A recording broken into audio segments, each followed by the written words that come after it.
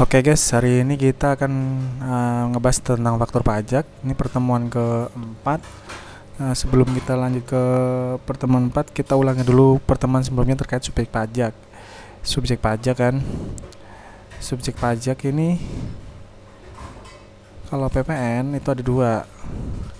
Yang pertama itu non PKP, yang selanjutnya PKP.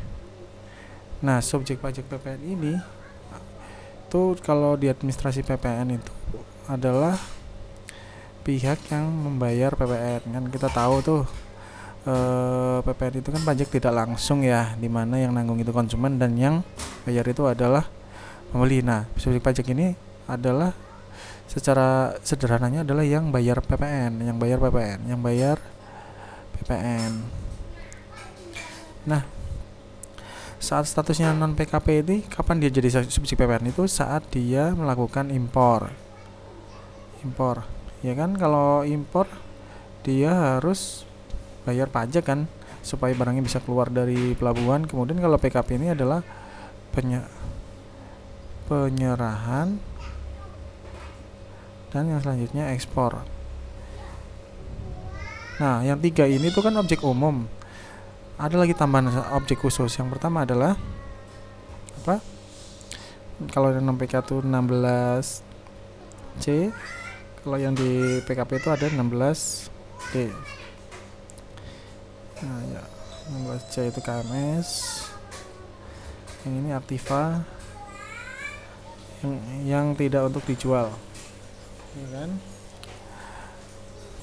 Nah, non PKP atau PKP ini sebenarnya adalah apa tuh? Pengusaha yang melakukan apa? Impor, ekspor, penyerahan barang atau jasa. Nah, kalau dia nyerahinnya barang BKP atau JKP, maka dia masuk kategori wajib menjadi PKP. Syaratnya dia omsetnya di atas 4,8 miliar ke atas. Nah, untuk yang di bawah 4,8 miliar dia boleh memilih jadi PKP.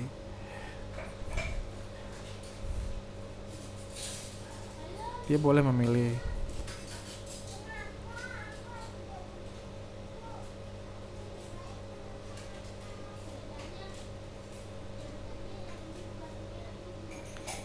Nah, saat dia jadi PKP, dia punya kewajiban nih. Kewajibannya apa? Yang pertama adalah dia harus memungut PPN. Kemudian setelah pungut dia harus apa? Hitung. Kemudian setor, lapor. Nah, waktu dia memungut PPN, dia menggunakan faktur pajak. Ingat kan, salah satu legal karakter PPN di Indonesia adalah apa? Indirect subtraction method, di mana PPN itu ditulis atau dihitung PK kurangi PM. Nah, faktur pajak ini kepentingannya itu adalah ini teman-teman, PM. Dia harus karena dia itu sebagai pengurang PK, saat PM-nya itu besar otomatis PPN-nya kecil kan. Makanya Direktorat Jenderal Pajak sangat menjaga ini apa yang bisa menjadi pengurang atau kredit pajak, atau dalam hal ini PM pajak. Kalau dilihat dari definisi faktor pajak itu kan sebenarnya apa? Di Indonesia didefinisi sebagai bukti pungutan pajak. Nah, faktor pajak ini bisa dilihat dari sudut pandang pembeli. Kalau ini kan penjual nih, sudut pandang penjual.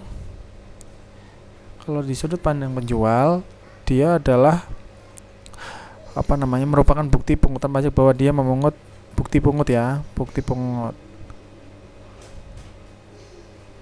Kalau dari sudut pandang pembeli, dia adalah bukti pembayaran. Satu bukti bayar kalau dia PPN-nya dibayar.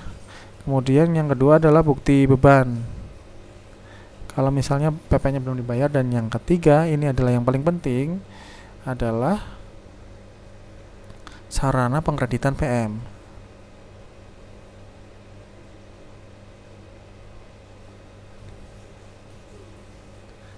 Tanpa faktur pajak dia tidak bisa mengkreditkan PM-nya dia.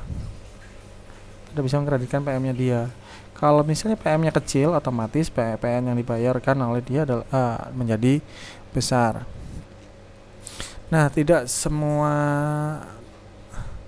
tidak semua PKP subjek PPN itu perlu menerbitkan faktur pajak. Jadi yang bisa menerbitkan faktur itu hanya PKP aja. Berarti untuk terkait kegiatan penyerahan, ekspor sama 16D. Nanti yang ekspor ini nanti ada perlakuan khusus ini, karena apa? Faktur yang dibuat tidak harus dengan faktur yang dimaksud pada pasal 13 Undang-Undang PPN. Oke, untuk pengenalannya sampai sini dulu. Sekian dari saya. Assalamualaikum warahmatullahi wabarakatuh.